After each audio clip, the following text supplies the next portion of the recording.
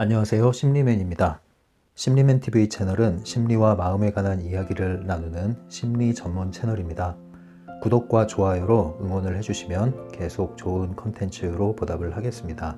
오늘도 트랜서핑의 비밀 강독을 이어나갈게요. 121페이지에 신의 아이들이라는 소제목에 왔습니다. 오늘 이야기는 종교적인 내용이 되겠습니다.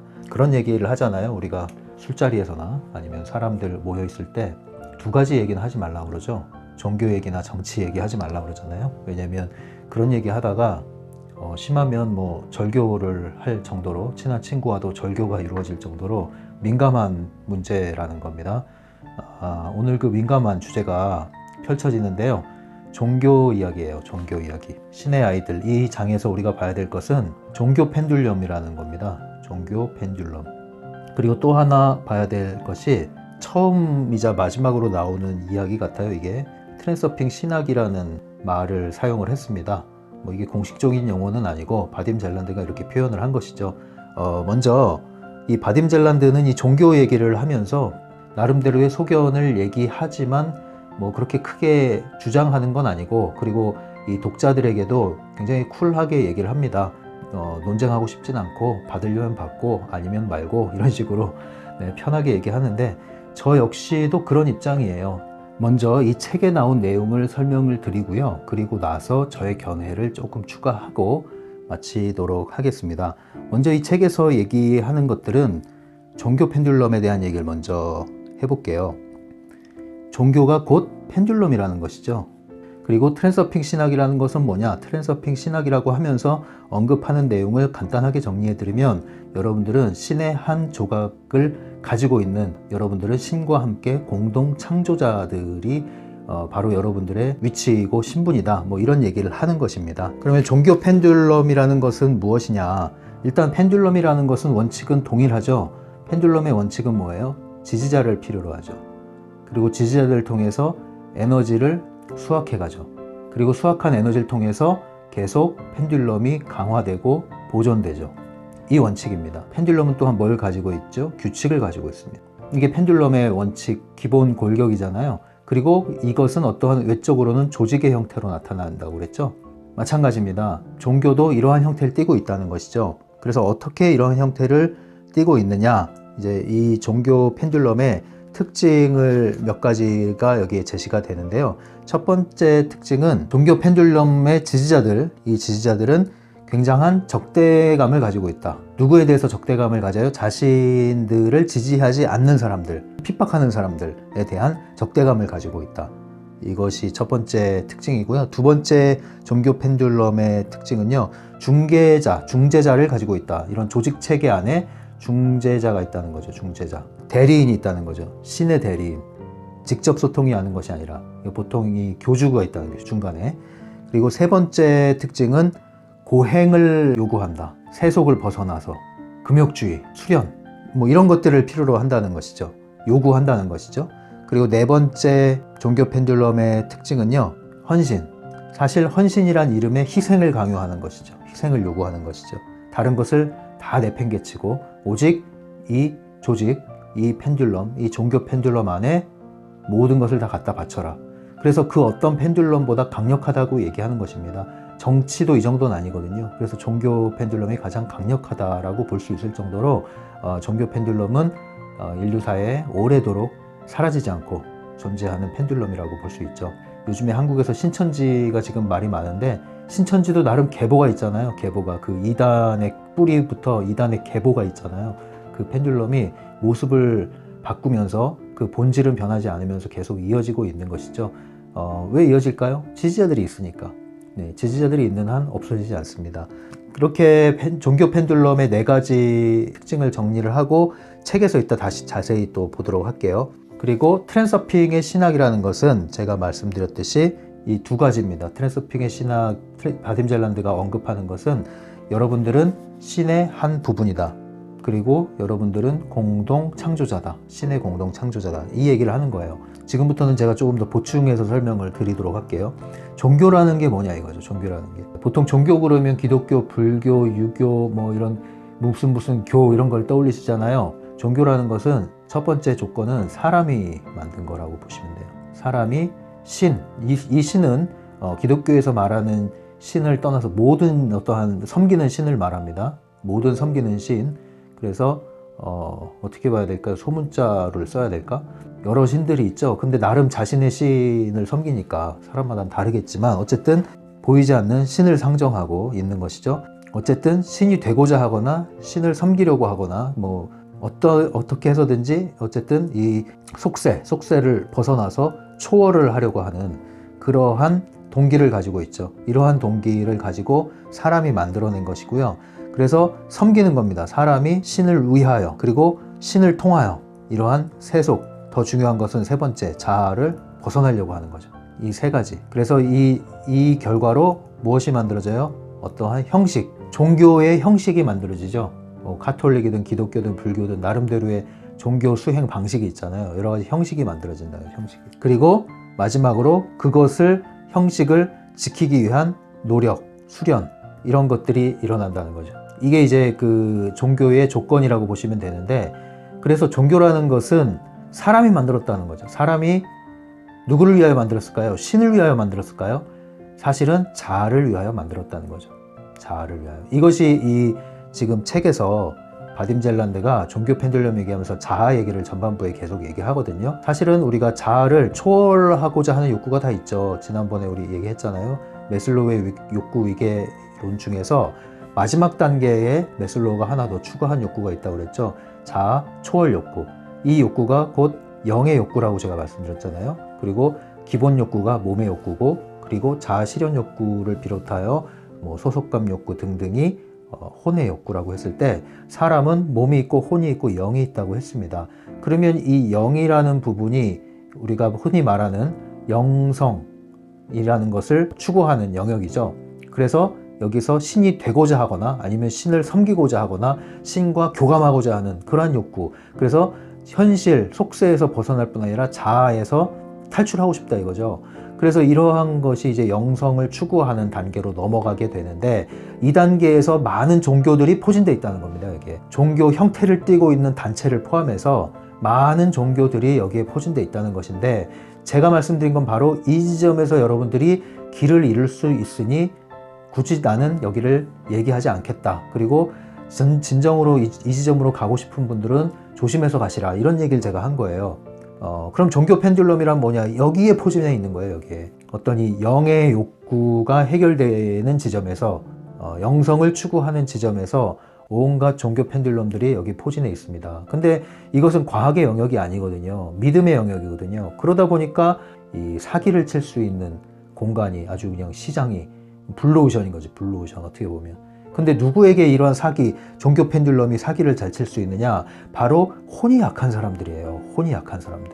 혼이 약할 때 이 영적인 세계에서 사기를 칩니다. 그게 바로 종교 펜듈럼이에요. 그래서 여러분들 이걸 먼저 보셔야 돼요. 저는 바딤 젤란드가 이 책 전반부에서 이 종교와 자아와의 관계를 이야기하는 부분을 상당 부분은 동의합니다. 그 이유가 뭐냐면, 사실 우리는 그 혼의 부분이 건강해져야 되는 거죠. 건강해지려면 몸만 자라는 게 아니라 혼도 자라야 되거든요. 몸이 성장하고 성숙하듯이 혼도 성장하고 성숙해져야 되는 거예요. 인격도 안정감 있게 자리를 잡아야 되는 것이죠. 그런데 이 혼이 건강하지 못할 때, 자아가 건강하지 못할 때 엉뚱한 데로 빠지는 거예요.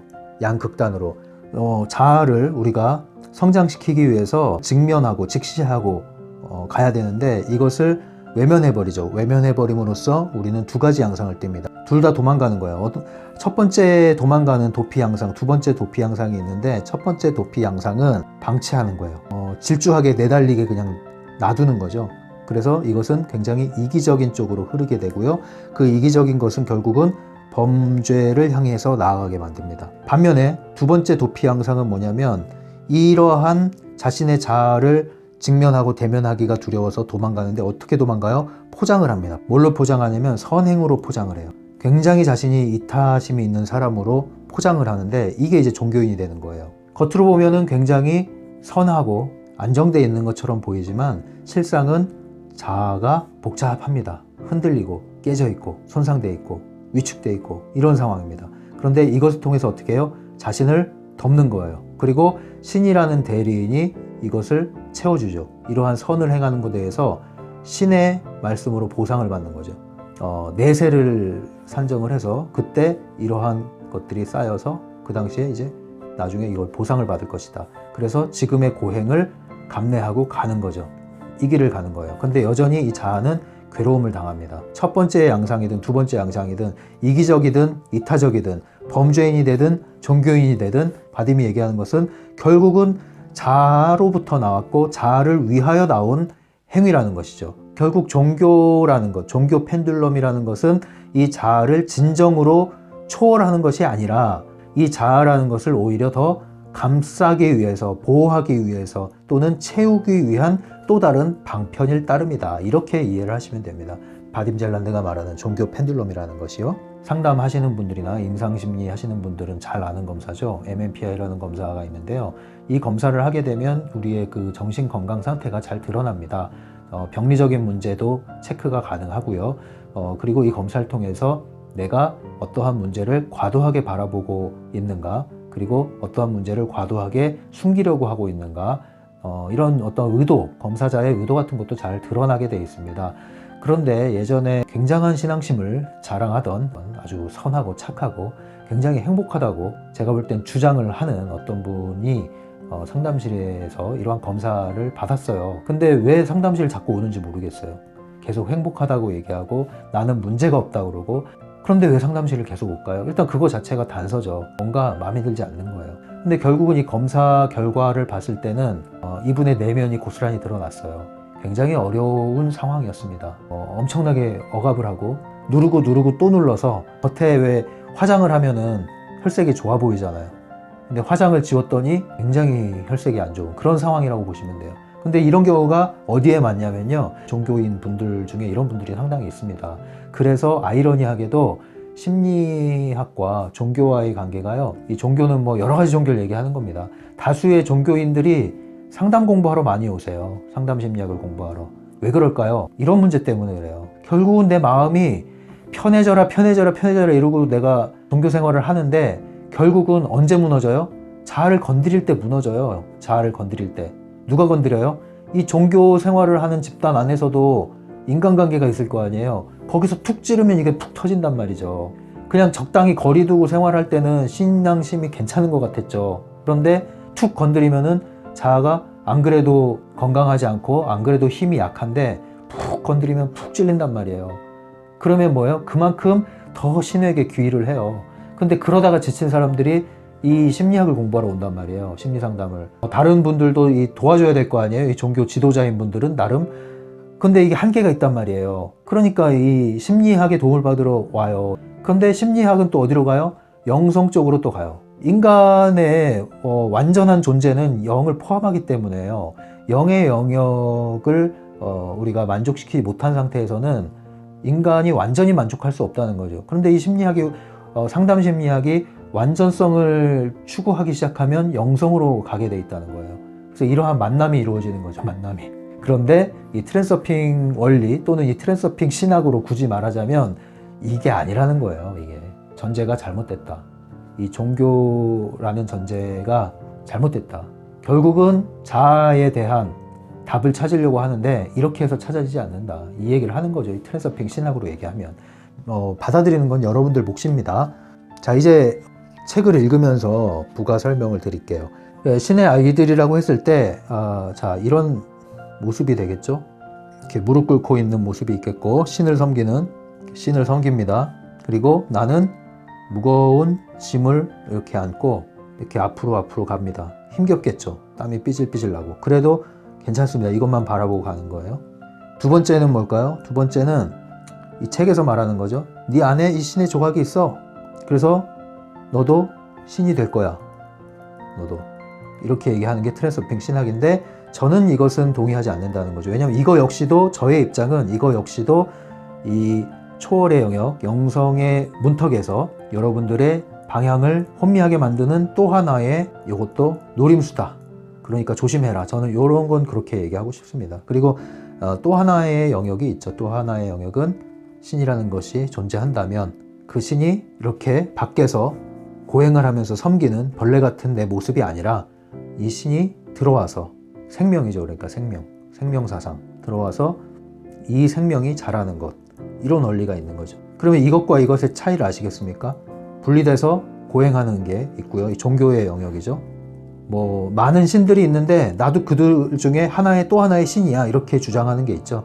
이것이 소위 말하는 뭐 뉴에이지라고도 하는데 뭐 믿거나 말거나 받아들이거나 받아들이지 않거나 그거 여러분들의 몫입니다. 하지만 무엇인가를 여러분들이 받아들이면요, 여러분들 스스로가 알게 돼 있어요. 모든 것은 열매로 알게 돼 있거든요. 열매, 이것이 이제 땅이라고 보시면 이 종교라는 토양에 뿌리를 내리고 살면 그 열매가 나오게 돼 있어요. 고행, 괴로움, 그럼 그만큼의 소망 이렇게 나오잖아요. 그게 마음에 드십니까? 마음에 들면 계속 가도 되는 거죠. 뭐 신의 한 조각이다, 공동 창조자다 라고 여러분들이 받아들이고 사는 분들은 거기에 토양에 뿌리를 내린 거죠. 그 열매가 있게 돼 있어요. 그 열매 마음에 드십니까? 스스로의 열매뿐 아니라 그러한 다른 사람들로부터 나온 열매가 마음에 드십니까? 저는 봤습니다. 이런 분들 많이 접했어요. 가까이에서. 그때 자주 말씀드리잖아요. 여기 계신 분들 중에 이 MMPI 검사 받아야 될 분들이 상당수 있어요. MMPI 검사 받아야 될 분들이. 치료를 받아야 되는데 여기 와 있는 거예요. 그게 뭐예요? 자아가 성숙돼야 되는데 도망왔단 말이에요. 결국은 종교와 다를 게 없는 거예요. 더 고도화된 종교라고 볼 수 있어요. 그래서 이것은 종교라고 부르지 않는데 종교적인, 더욱더 종교적인 그러한 형태를 띠고 있다. 더욱 세련된 종교죠. 그 열매를 보시면 안다니까요. 처음에는 굉장히 행복한 것 같죠. 정말 행복한 것 같죠. 처음에는 다 그래요. 처음엔. 여러분, 처음엔 원래 그래요. 여행을 가보세요. 처음엔 다 좋아요. 살아보세요. 똑같아요. 결국은 나예요. 결국은 이 자아 문제가 해결되지 않는단 말이죠. 그런데 여러분들이 계속 거기에 눈이 머니까 옮겨 타는 거예요. 옮겨 타는 거. 이 종교 저 종교 고도의 종교 문화로 옮겨 타는 거예요.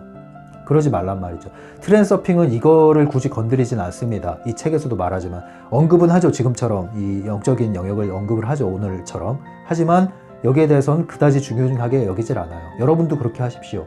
이것도 믿거나 말거나 여러분 받거나 안 받거나 그 여러분들 몫인데요. 저는 이 지점에 있습니다. 이 지점에. 말하자면 생명 사상이라고 보셔도 돼요. 여러분.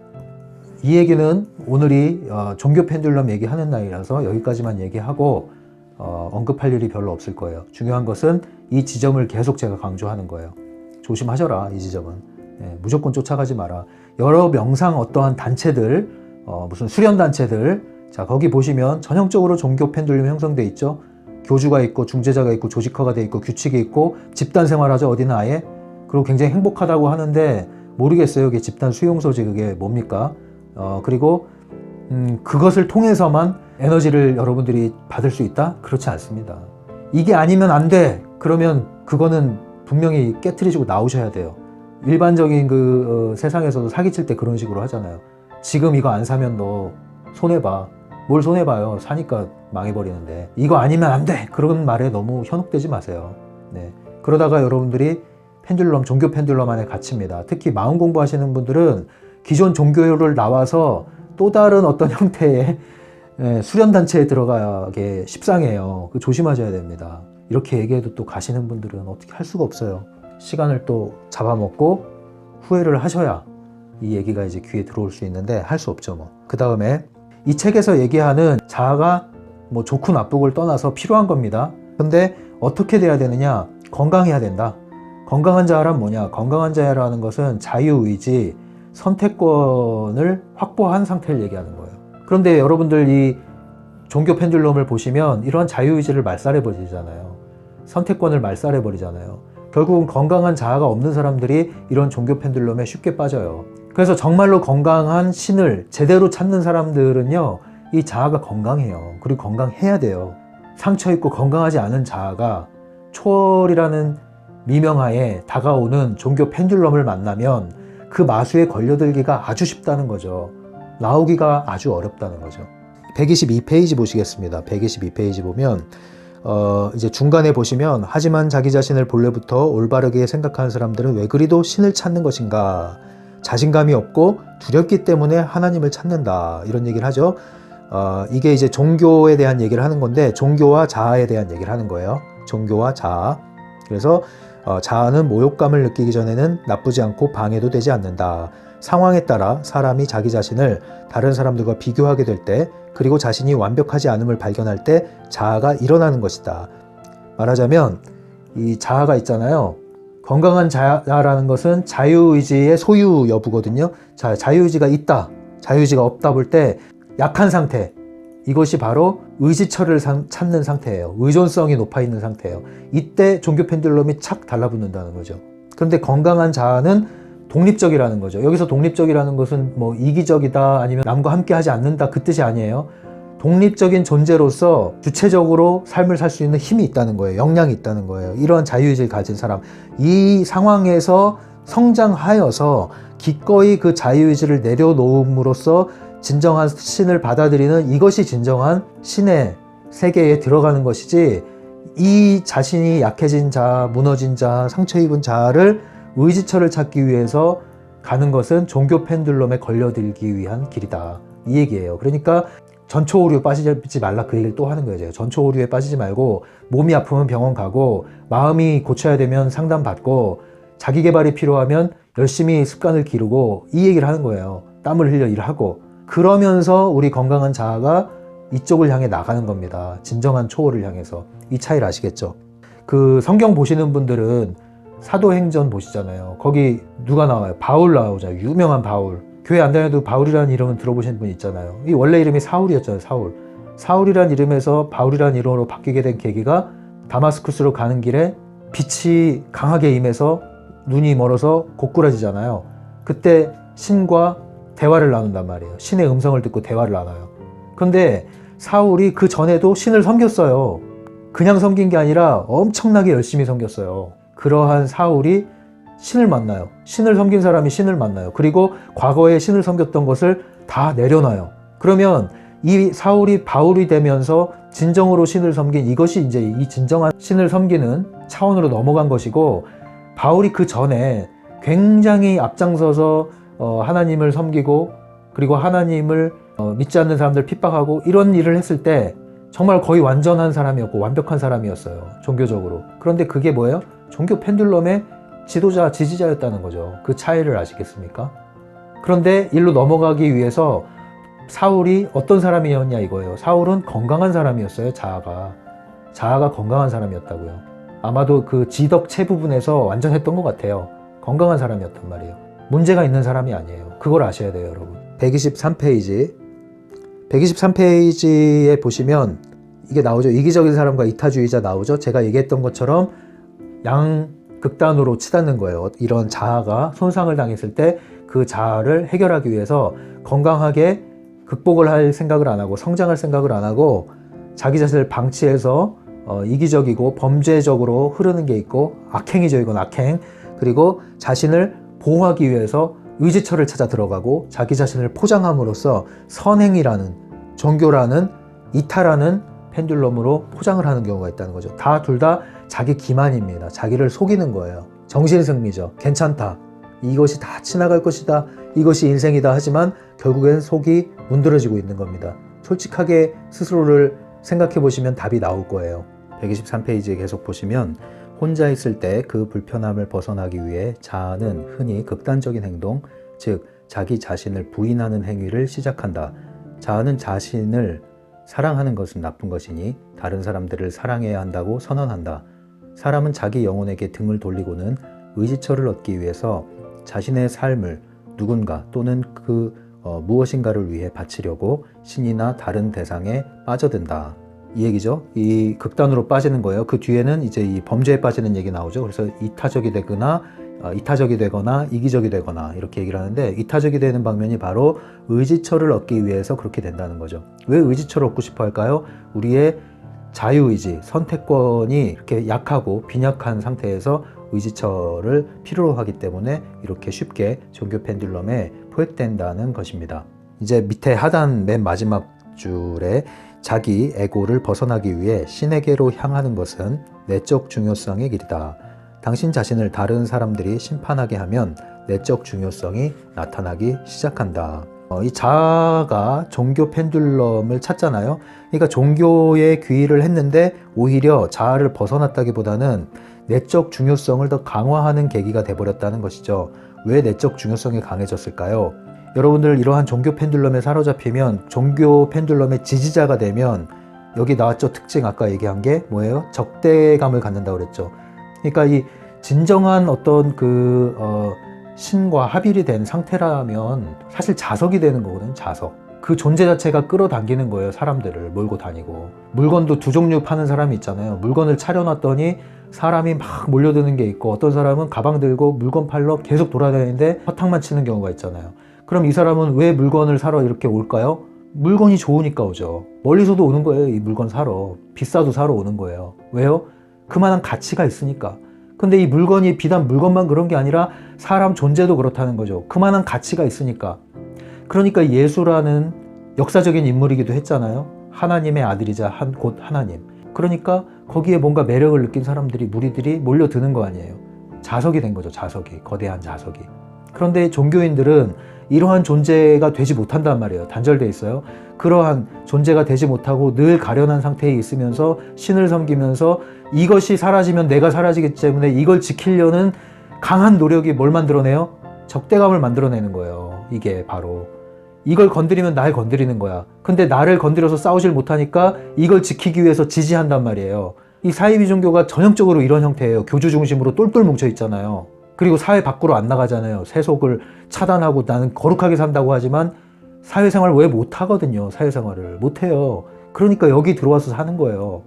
평생 펜듈럼, 종교 펜듈럼에 다 돈 뺏기고 시간 뺏기고 가족 뺏기고 가는 겁니다. 이게.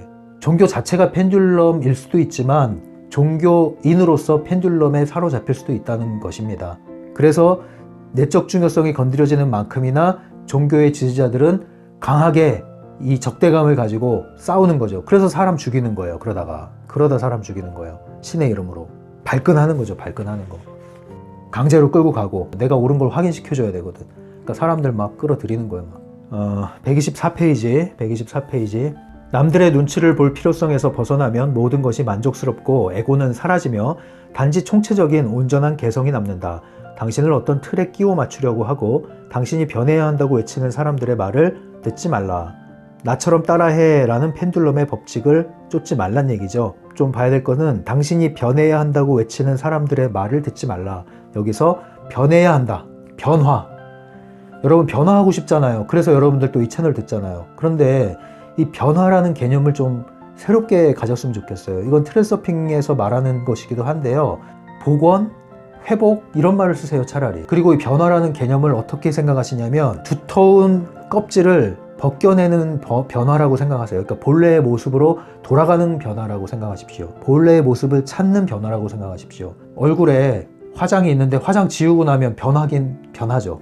그런데 본래의 모습으로 변하잖아요. 그 변화를 얘기하는 겁니다. 트랜서핑은. 그런데 여러분들이 생각하는 변화는 맨 얼굴에 화장하는 걸 변화라고 생각한단 말이에요. 그리고 메이크업을 또 바꿔. 이것저것 막 바꿔. 나중에 얼굴도 바꿔. 성형을 해. 이 변화가 아니라는 거예요. 여기서 말하는 트랜서핑이 말하는 변화는 본래의 모습, 너의 모습으로 돌아가라. 그러려면 네가 아니었던 것들을 과감히 벗어내라. 거기서 나와라. 내려놔라. 이 얘기예요. 대부분 네가 추구하려고 했던 것, 심지어 변화하려고 노력하고 쌓아왔던 것들은 너 스스로를 기만하는 거야. 그게 네 눈을 가린 거야. 그런데 뭘 또 변화를 해. 그게 아니라는 거죠. 내려놓고 지우고 버리고 벗어나시고, 그래서 본래의 나로 돌아오면 거기에 사실은 강한 에너지가 있는 거예요. 우리 그거 있잖아요. 건강염려증 걸린 사람들 집에 가면 영양제가 이따만큼 있어요. 그냥 맨날 먹어. 그냥 밥 먹기 전에 먹고 밥 먹으면서 먹고 밥 먹고 나서 먹고 식간에 먹고 자기 전에 먹고, 그냥 무슨 약이 그렇게 많은지. 그래서 건강하십니까? 아니잖아요. 물론 지병이 있는 분들은 약을 드시지만 이게 다 건강염려라는 거죠. 건강염려증이라는 겁니다.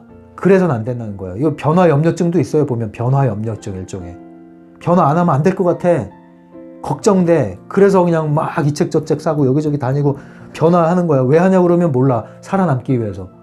그거 내려놓으라는 거죠. 물론 또 제 말을 오해하시면 반드시 필요한 변화를 아예 안 고치시는 분들이 있는데, 제가 지금 이런 말을 하는 분들은 충분히 이제 됐다 이거지. 그런 분들 얘기하는 거예요. 그 다음에 중간에 124페이지 중간에 보시면 이것은 트랜서핑의 신학이다 이렇게 나오죠.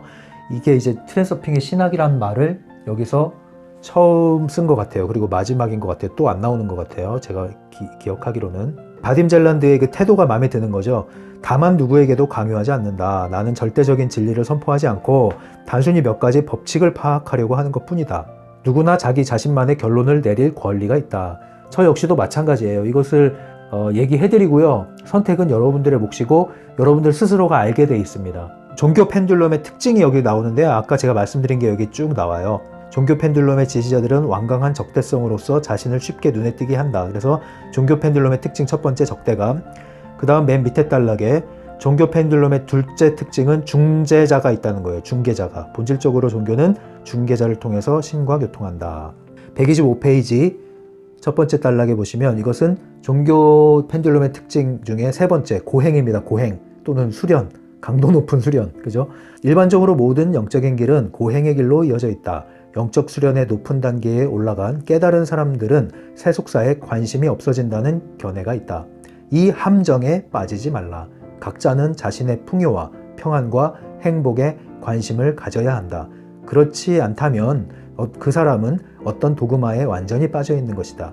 그것은 분명히 종교나 철학 아니면 또 다른 어떤 영적인 펜듈럼에 속한다.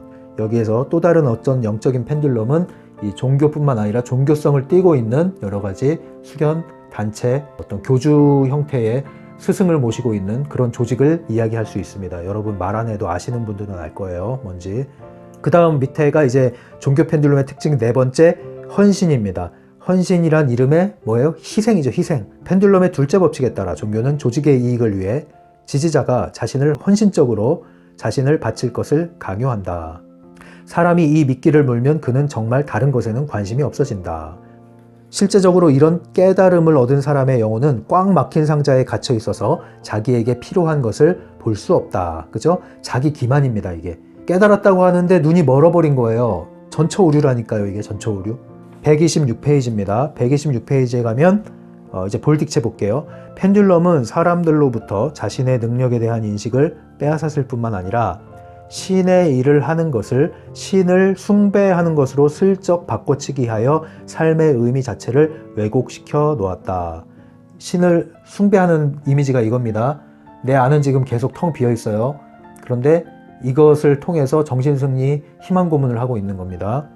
밑에 볼딕체. 실제로는 삶의 목표와 신의 일을 하는 것 자체가 바로 공동 창조, 곧 신과 함께 창조하는 것이다. 오른쪽 볼딕체. 신의 언어는 창조다. 이렇게 나오죠. 이게 이제 다 트랜서핑의 신학이라고 얘기하는 부분입니다. 트랜서핑을 이해하고 적용하는 데는 크게 중요한 부분은 또 아니에요. 그래서 이것은 여러분들의 가치 판단에 맡기고 어떤 걸 믿고 안 믿고 그게 중요하진 않습니다. 다만 이러한 종교 펜듈럼에 있는 분들은 사실상 여기에 이 종교 펜듈럼에 묶여있는 내 마음의 구조가 있거든요. 패턴이. 여기서 자유롭지 않는 한 트랜서핑 하기가 어려워요. 여러분들 종교를 버리라 그런 얘기 하는 게 아니라 종교 펜듈럼이라는 것에 사로잡혀 있다면 내 안에 그 종교 펜듈럼에서 자유로워지시라 이거예요. 그리고 오히려 그렇게 함으로써 진정한 신을 여러분들이 찾는 길로 나아갈 수 있어요. 진정한 진리를 찾아 나아갈 수가 있는 길이 열릴 수가 있다는 거죠. 그래서 이런 분들이 혹시 있다면 스스로 잘 자신을 돌아봄으로써 한번 내가 종교라는 펜듈럼에 지금 사로잡혀 있는 건 아닌가라는 스스로의 질문을 한번 해보시기 바랍니다. 판단은 여러분들의 몫이고요. 저도 이 바딤의 이 논조와 함께 합니다. 여기 나오는 게 마지막 단락에 나오죠. 나의 이 주장을 인정해도 좋고 안 해도 좋다. 단 이것을 놓고 토론할 필요는 없다. 이게 토론해서 되는 문제는 아니거든요. 이것은 철학적인 문제가 아니라 선택의 문제이므로 여기에 덧붙일 이야기가 없다.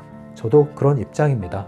전반적으로 그래서 바딤의 이야기와 맥을 같이 하고요. 다만 이 트랜서핑 신학은 저는 이것을 받아들이진 않습니다. 그렇게 여러분도 하시면 돼요. 그거 받고 안 받고 여러분들 몫이죠. 그게 바로 자유의지 선택권이라는 거예요.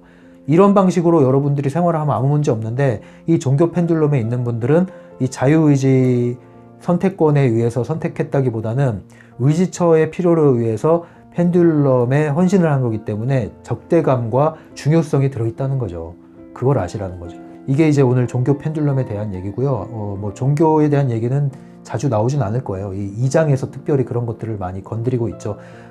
이 책 전반적으로 봐서 2장에 나온 내용들은 트랜서핑에서 그렇게 매우 중요한 부분은 아닙니다. 그래서 여러분들이 이 구체적인 강론에 있어서는 가볍게 읽으시고 너무 심각하게 생각할 필요는 없어요. 다만 여러분들이 짚고 넘어가야 될 부분을 제가 짚어드리는 거니까 그 부분에 있어서는 여러분들이 한번 시간을 두고, 뭐 이게 오늘 하루아침에 해결될 일은 아니잖아요.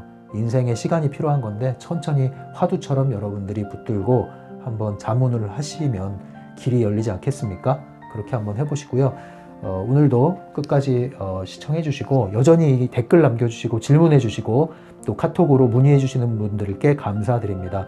여러분들의 질문이 저에게도 굉장히 도움이 많이 돼요. 사실 여기 있으면 좀 심심하잖아요. 이 한국 분들하고 교류할 기회가 없기 때문에. 그래서 심심한데 이렇게 질문해 주시면 제가 답하는 재미도 있고, 물론 모르면 답을 안 합니다. 모른다고 하죠. 아울러서 이 트랜서핑을 다루고는 있지만 이 채널이 트랜서핑만 다루는 채널은 아니거든요. 그래서 얼마 전에도 이 심리학과 관련해서, 진로와 관련해서 질문해 주신 분이 있는데 그런 방식의 질문해 주셔도 여전히 답변을 드리고 있습니다. 아는 만큼 드리고 있으니까요. 여러분들 많이 이 채널을 활용하시고 이용하셔서 여러분들이 있는 실제 삶, 가장 가까이에 있는 여러분들의 삶, 가족, 여러분들의 학교, 직장, 이곳에서 여러분들이 성취하고 성공하고 만족하고 행복한 그러한 시간으로 만들어갈 수 있었으면 좋겠습니다. 이 채널이 도움이 되시면요, 구독 버튼 눌러주시면 감사하겠습니다. 감사합니다. 심리맨이었어요.